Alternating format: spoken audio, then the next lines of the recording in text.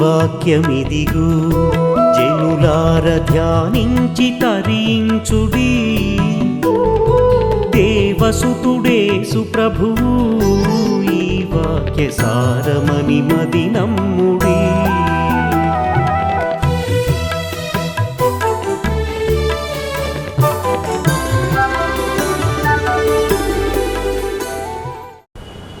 సమర్పణ ఉండాలి, సమర్పణ ఉండాలి, సేవకు సమర్పణ అప్పగించుకోవాలి మన దేవునికి. శిష్యులు వెంటనే వారు తమ వలలు విడిచి ఆయన వెంబడించారు. జీవితకాలం వెంబడించారు. ఏంటది? బిజినెస్ వదిలిపెట్టారు, ఉద్యోగం వదిలిపెట్టారు. అది ఉద్యోగం చేయ మళ్ళీ చేపలు పట్టుకోకూడదు, అదనమాట సమర్పణ. ఆఖరిది ఏంటంటే భారం ఉండాలి. భారము కలిగి సువార్త గింజలు దున్నిన ఎదలో చల్లెడి వారిని పంపుము దేవా అని ఆ పాటలో మనం పాడుకుంటాం. కనుక ఇవి లేకుండా సేవ చేయకూడదు. There some qualification. ప్రతిదానికి కూడా ఏ ఉద్యోగానికన్నా క్వాలిఫికేషన్స్ ఉండాలి. డ్రైవర్ అంటే మనం డ్రైవింగ్ నేర్చుకోవాలి, డ్రైవింగ్ తెలిసి ఉండాలి, పరిజ్ఞానం ఉండాలి, మంచి ఎక్స్పర్ట్గా ఉండాలి. ఎవరు పడితే వాళ్ళని డ్రైవర్ పెట్టుకోరు. బాగా ఎరిగినటువంటి వాళ్ళని, ఆ డ్రైవింగ్ తెలిసినటువంటి వాళ్ళని ఉండేవాళ్ళు పెట్టుకోవాలి. వాళ్ళు కూడా చురుకుగా ఉండాలా, రోడ్ కాన్షియన్స్ ఉండాలా. రోడ్లో పోయేటప్పుడు రోడ్ను చూడాలి, అటు ఇటు చూడకూడదు. అలాగనే సేవలో కూడా క్రీస్తుని గురించినటువంటి పరిజ్ఞానం ఉండాలా, ఆయన గురించి తెలుసుకోవాలా.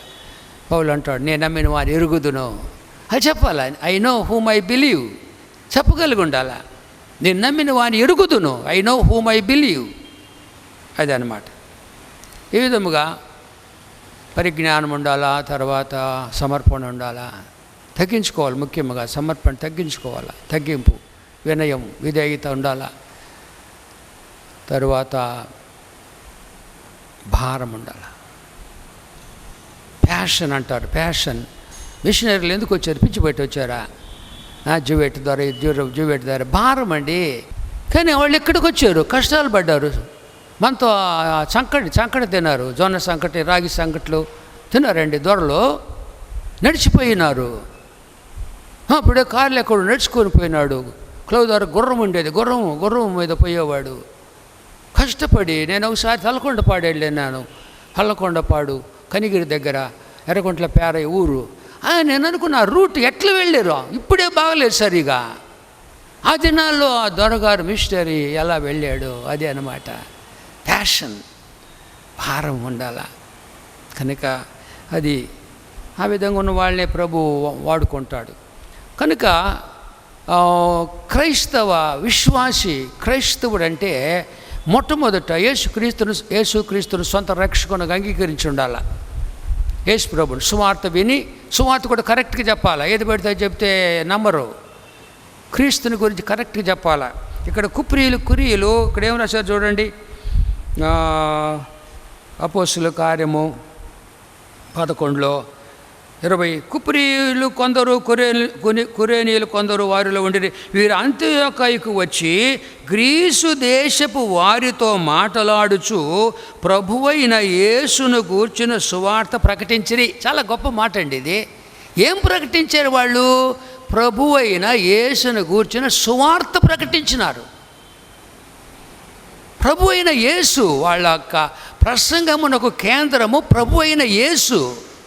ఆయన కేంద్రంగా ఉండాలా, ఆయన గురించి చెప్పాలా. ప్రభు అయిన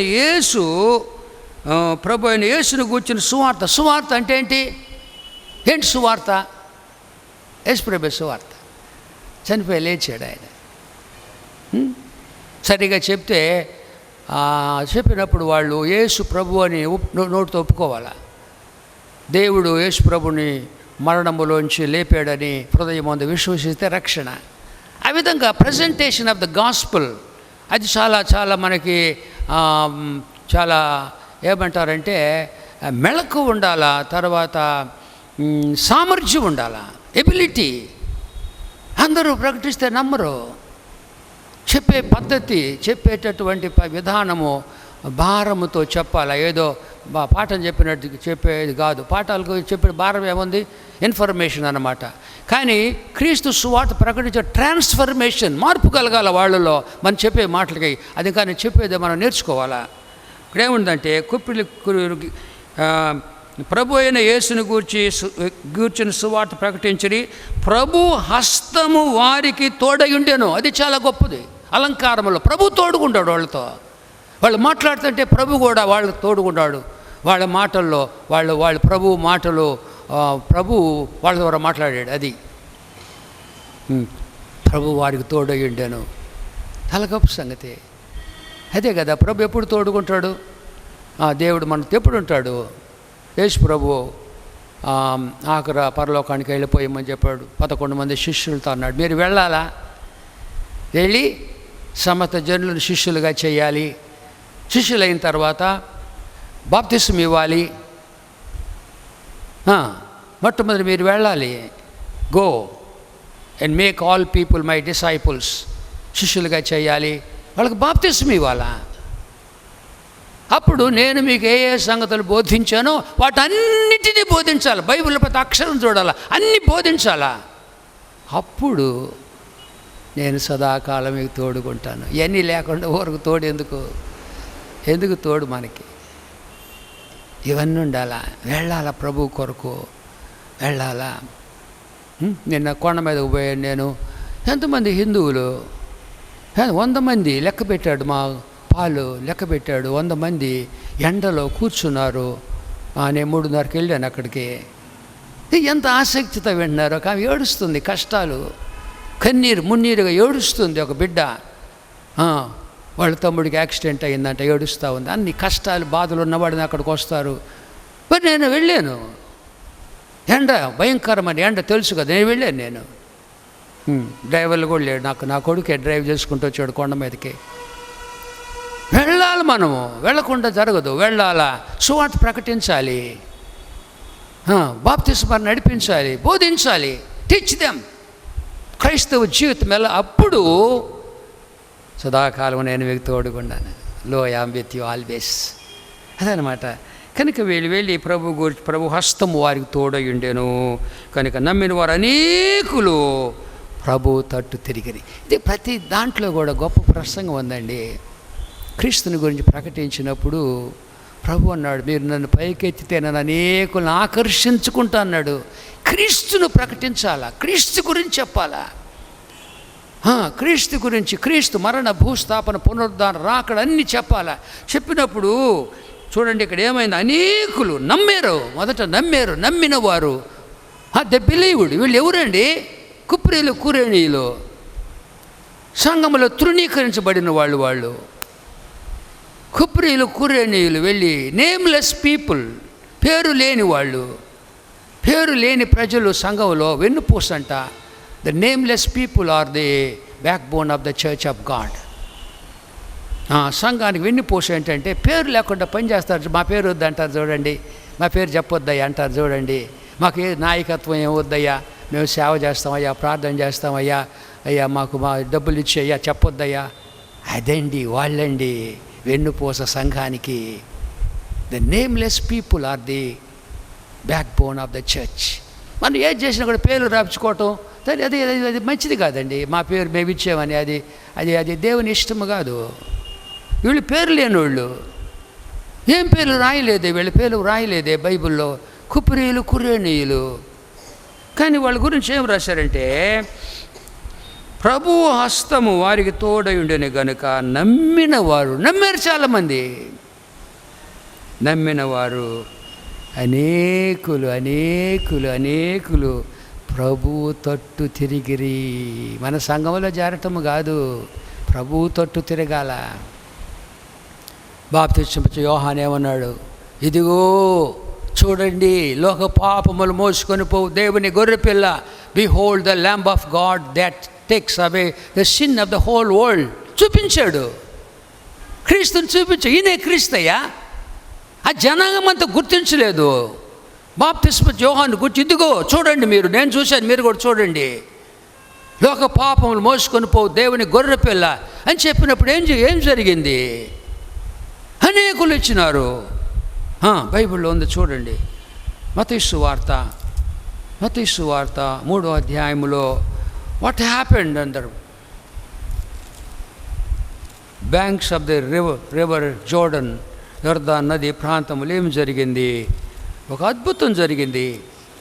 ఏం జరిగింది చూడండి. యోహాను సువార్త ప్రకటించినప్పుడు 3:5 ఆ సమయమున, ప్రతి అక్షరం అన్నాను, మాట కాదు, ఆ సమయమున యెరూషలేము వారును యూదయ వారందరూ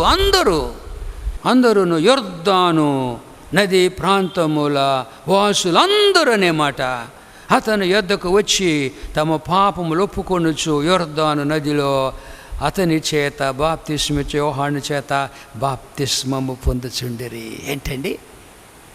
that is the power of the gospel, simple gospel. ఆయన ప్రజెంటేషన్ ఎట్లుంది, ఏ విధముగా సువార్త ప్రకటించినాడు. అనేకులు అందరూ వీరందరూ కూడా యొర్దాను నదిలో బాప్తిజం పొందినారు. అలాగనే ఈ కురేనీయులు సేవ చేసినప్పుడు ఏం జరిగిందంటే, వారు సువార్త ప్రకటించినప్పుడు అనేకులు ప్రభువుతో తిరిగిరి. వారిని గూర్చే సమాచారం యెరూషలేములో ఉన్న సంఘపు వారు విని బర్నబాను అంతియోకయకు పంపిరి. బర్నబా వీళ్ళేంటి అంతియోకలో పోయి సేవ చేశారా? చిన్న చూపు. వీళ్ళకేమొచ్చండి? కురేనీయులు ఏంటి వాళ్ళు? అసలు వాళ్ళకేమొచ్చండి సేవ చేయటము? వాళ్ళకేం చదవచ్చు? గ్రీక్ భాష వచ్చో వాళ్ళకి? గ్రీక్ దేశపు వాళ్ళతో మాట్లాడారంట. ఏందో కనుక్కురా బర్నబా.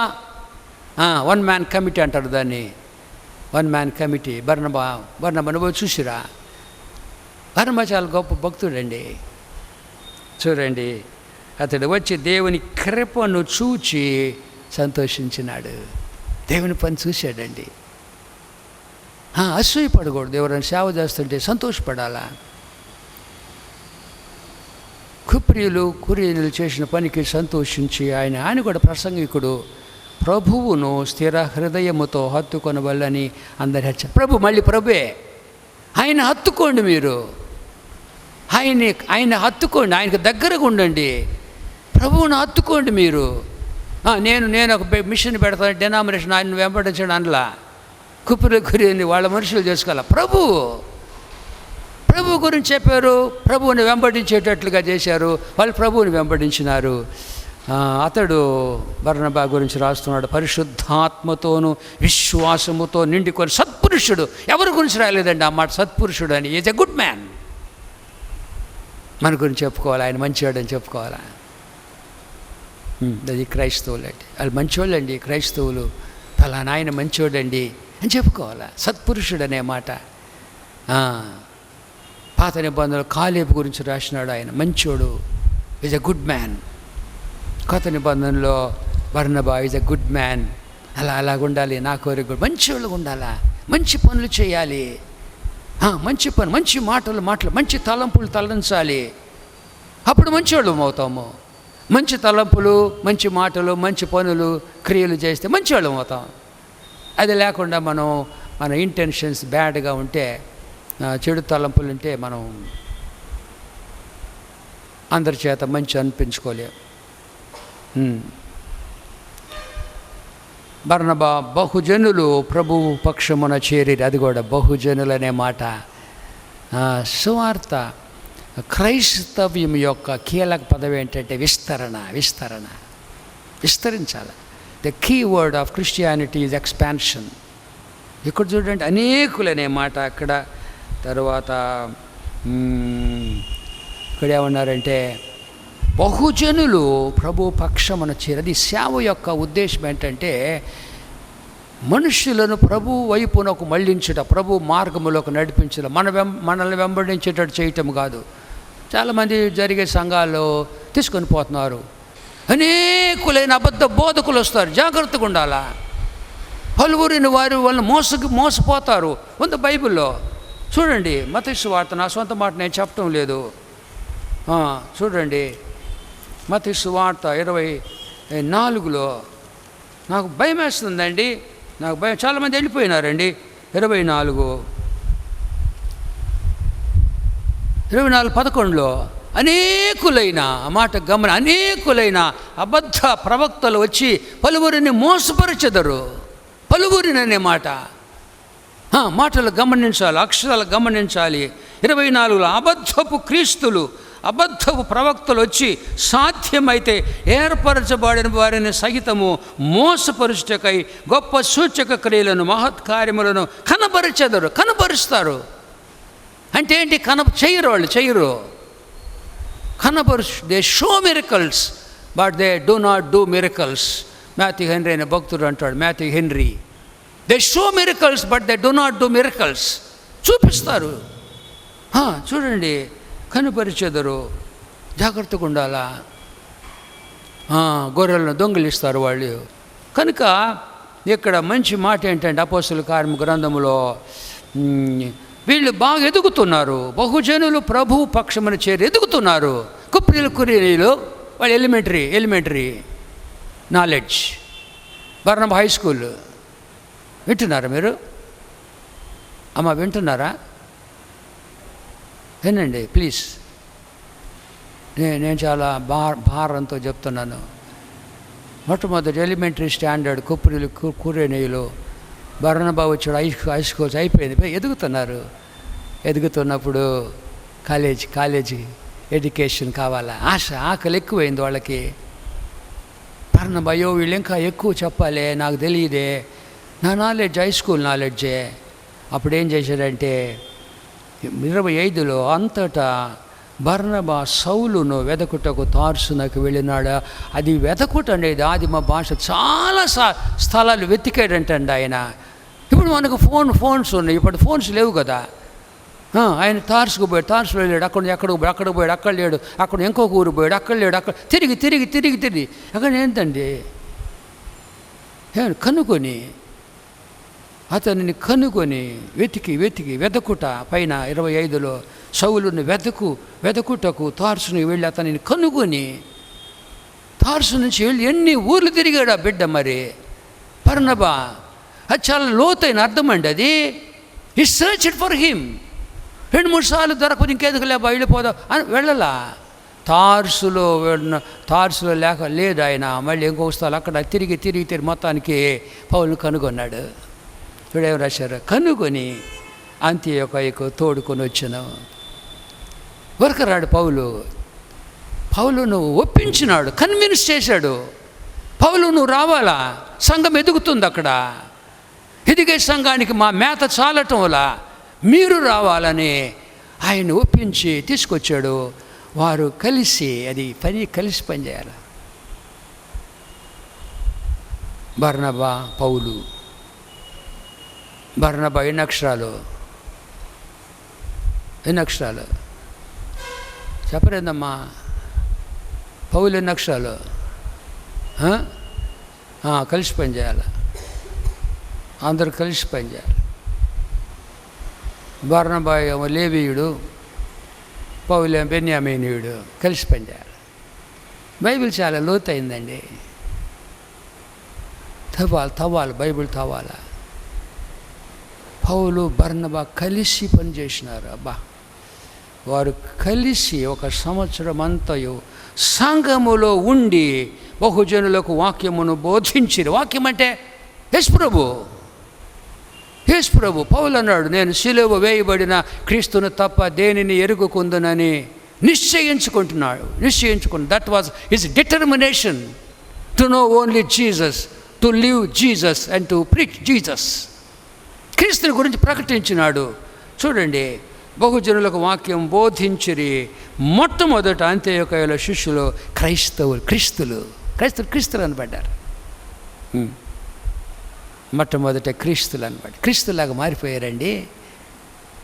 కుప్రీయులు పౌలు బర్నబా పరిశుద్ధాత్ముడు ప్రభు హస్తం వారికి తోడుగా ఉంది కాబట్టి మార్పు చెందినారు, మారిపోయినారు. బ్రతుకులు మారిపోయినాయి. బ్రతుకులు మారట్లేదే మన క్రైస్తవులు అంటే క్రీస్తులాగా ఉండాలా. మొట్టమొదట ప్రేమ ఉండాలా, ఓర్పు సహనం ఉండాలా, భారం ఉండాలా, నశించు ఆత్మల గురించి.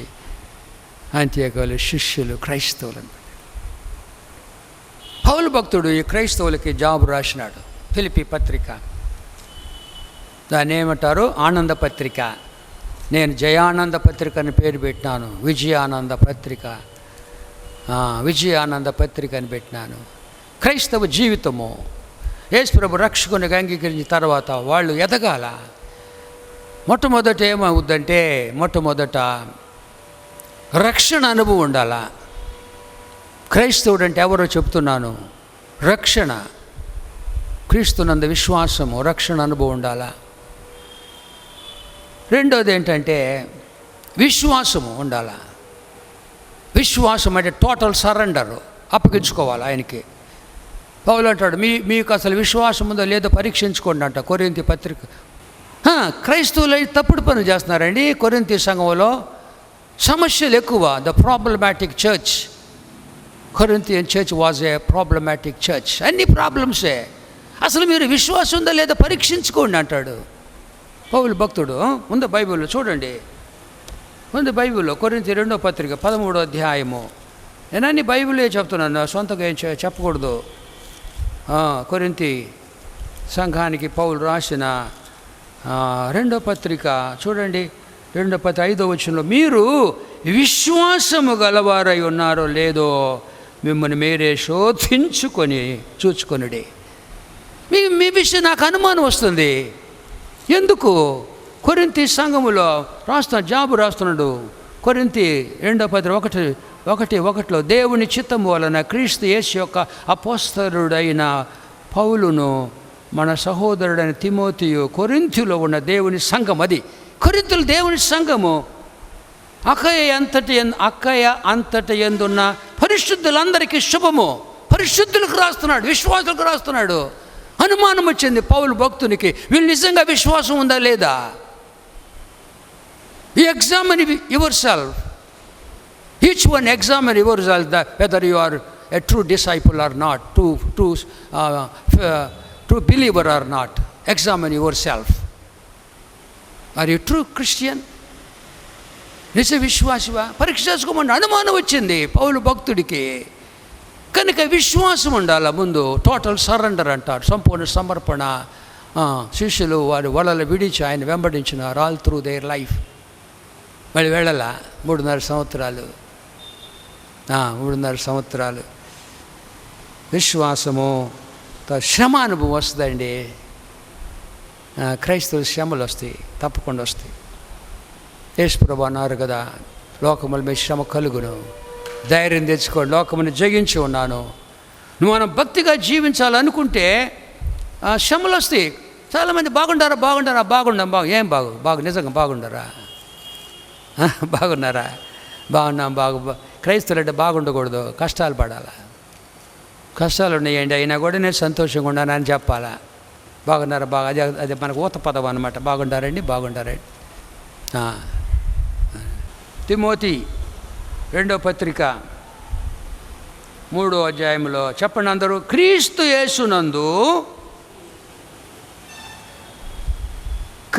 యేసునందు సద్భక్తితో బ్రతుక ఉద్దేశించే వారందరూ హింస పొందుదురు. అంతే. భక్తిగా ఉంటే హింస పొందుతారండి. భక్తి లేకపోతే హింస పొందరు. ఎందుకు? సాతాను పక్కన్నారు వాళ్ళు. He's in the enemy camp. వాళ్ళలో ఉంటే ఇంక నీకు శ్రమలు, వాళ్ళు పక్క ఉంటారు కదా, ఇక శ్రమలు ఎందుకు వస్తాయి? యేసు ప్రభు పక్కకు వచ్చి యేసు ప్రభు చిత్తము జరిగించి ఆయన పక్షముగా సేవ చేసి శ్రమలు వస్తాయి. బాగట్టుంటారు, కష్టాలు వస్తాయండి, శ్రమలు, బాధలు వస్తాయి. మొత్తం రక్షణ అనుభవము, విశ్వాసము, శ్రమానుభవము. ఆ శ్రమల్లో దేవుడు సంతోషం ఇస్తాడు. అది మర్మం. శ్రమల్లో సంతోషం ఇస్తాడు. చాలా గొప్ప మర్మం అది. ప్రయాసపడి భారం మోసుకొనుచున్న సమస్త జనులారా నా యొద్దకు రండి, నేను మీకు విశ్రాంతి ఇస్తాను. చూడండి, ప్రసంగం మనం సగం చెప్తాం, సగం చెప్పం. అది వచ్చింది మత్తయి సువార్త ఏమని చూడండి, మత్తయి 11లో ప్రయాసపడి 28 ప్రయాసపడి భారం మోసుకొనుచున్న సమస్త జనులారా నా యొద్దకు రండి, నేను మీకు విశ్రాంతి కలుగజేస్తాను. అందరూ వచ్చారు. నేను సాత్వికుడును, దీన మనస్సు గలవాడును కనుక మీ మీద నా కాడెత్తుకొని నా యొద్ద నేర్చుకోండి. మెడ ఉంచాలా, కాడెత్తుకు మెడ ఉంచాలా, తగ్గించుకోవాలా. విశ్రాంతి ఇస్తా, నేను నా దగ్గర ఉంది విశ్రాంతి, అందరికీ సమృద్ధిగా ఉంది. నాకు అబండెంట్ పీస్ నా దగ్గర ఉంది. కానీ మెడంచాలా. ఇశ్రాయేలుకు దేవుడు పెట్టిన పేరు ఏంటంటే మెడవంచని జనాంగము. 30 లక్షల మంది స్టిఫ్ నెక్డ్ పీపుల్. చూడండి, నేను సాత్వికుడును, దీన మనసు గలవాడను, మీ మీద నా కాడి ఎత్తుకు నా ఇది నేర్చుకోండి. జీవితకాలం నేర్చుకోండి. జీవితకాలం డిసైపుల్స్, శిష్యులు మనం నేర్చుకొనుడి, అప్పుడు మీ ప్రాణములకు విశ్రాంతి దొరుకును. అప్పుడు వస్తుంది, ఇస్తాడు విశ్రాంతి. కండిషన్ ఉంది, షరతు ఉంది. వాగ్దానము షరతు నెరవేర్చాలి. మెడ వంచాలా, కాడెత్తుకోవాలా, నేర్చుకోవాలా. ఆ డిసైపుల్షిప్లో, ఆ శిష్యత్వములో మనము విశ్రాంతి పొందుతాము. ప్రభు దగ్గర రావాలా, మెడ వంచాలా, కాడెత్తుకోవాలా. శిష్యులుగా ఉంటే అప్పుడు విశ్రాంతి వస్తుంది, నెమ్మది. చివరిలో మాట అంటాడు, బంగారపు మాటలు ఎలా అనగా నా కాడి సులువుగాను నా భారము తేలికగాను ఉన్నవి. నువ్వు కాడెత్తుకుంటే నేను నీకు తోడుగా ఉంటాను, సహాయం చేస్తా. సిలువు కూడా ప్రతి దినము తన సిలువును ఎత్తుకొని వెంబడించిన వాడు నాకు పాత్రుడుగాడు. సిలువు ఉంటుంది, కాడెత్తుకోవాలా, డిసిప్లిన్ పొందాలి మనము. అప్పుడు ఆయన మనకు తోడుగా ఉండి సహాయం చేస్తాడు. ఉంటుందండి, సంతోషం ఉంది. శ్రమలో సంతోషం, శ్రమలు యందు ఆనందం. ఫిలిప్పీ పత్రిక అంతే, ఆనంద పత్రిక. శ్రమలలో ఉండి కూడా పౌలు ఆనందించినాడు. మర్చిపోవద్దు మీరు. మొట్టమొదటి రక్షణ అనుభవము, విశ్వాస జీవితము, తర్వాత శ్రమానుభవము, తర్వాత సంతోషం. అప్పుడు సంతోషం. ఆ సంతోషం ఎవరు దొంగిలించలేరండి. ఏదో తాత్కాలికంగా మనకు బాగా డబ్బు ఉంటే, ధన కనక వస్తు వాహనాల్లో సంతోషము తాత్కాలికం. కానీ శాశ్వతమైన సంతోషం ఉండాలంటే, శాశ్వతమైన పరలోకం అన్నమాట. ఇంకొక మాటలో చెప్పాలంటే, ఒక నిజ విశ్వాసి, నిజమైన విశ్వాసి ఈ భూలోకంలో పరలోకం అనుభవించాలా. A true Christian will experience heaven while living on this planet earth. ఈ భూగోళం మీద నడిచేటప్పుడు ఆ పరలోకం అనుభవించకపోతే అది నిజ క్రైస్తవ జీవితం కాదు. పౌలు చెరసాల్లో, జైల్లో ఉండి ఆయన ఎల్లప్పుడూ ఆనందించండి, మరలా చెప్పుదును ఆనందించండి. Rejoice, again I say rejoice అని చెప్పగలిగాడంటే, నేను చెప్పాను మీరు కూడా చెప్పగలరు. నేనే మంచివాడిని కాదు, దూషకుడు, హింసకుడు, హానికరుడు, నన్ను మార్చాడు, నేను పరలోకం అనుభవిస్తున్నాను చెరసాల్లో ఉండి కూడా. అది నిజ క్రైస్తవ విశ్వాసం. ఆ అనుభవం అందరూ పొందవచ్చు. సాతాను మీరు పొందలేరు అంటాడు వాడు. కాదు, నన్ను బలపరచు వాని యందు నేను సమస్తము చేయగలను అన్నాడు పౌలు. మనకు కూడా సాధ్యము. When it is possible to Paul, it is also possible for every Christian. ప్రార్థన చేసుకున్నా. ప్రేమగల మా తండ్రి, నీ మాటలు వినుట ప్రభువా, బోధించుట మా భాగ్యం తండ్రి. కానీ వీటిని గ్రహించాలి, మేము మా జీవితాలకి సమన్వయం చేసుకోవాలి. అప్పుడే తండ్రి మేము నిజ క్రైస్తవ జీవితం జీవించాలి. అప్పుడు అనేకులు మమ్మల్ని చూచి, మాలో ఉన్న పరలోకాన్ని చూచి వాళ్ళు కూడా నీ యొద్దకు ఆకర్షించబడాలి. మా బ్రతుకులను బట్టి అలాంటి జీవితాన్ని మాకు ప్రసాదించుమని, నీ పరిశుద్ధాత్మ ద్వారా మాకు సహాయము దయచేయమని, అది సాధ్యపరచుమని యేసుక్రీస్తు పరిశుద్ధ నామమున ఈ ప్రార్థన మిక్కిలి వినయముగా సమర్పించుకొనుచున్నాం తండ్రి. ఆమెన్. సమస్త జ్ఞానమునకు మించిన దేవుని సమాధానం యేసుక్రీస్తు వలన మనందరి హృదయ తలంపులకు కావలిగా ఉండునుగాక. ఆమెన్.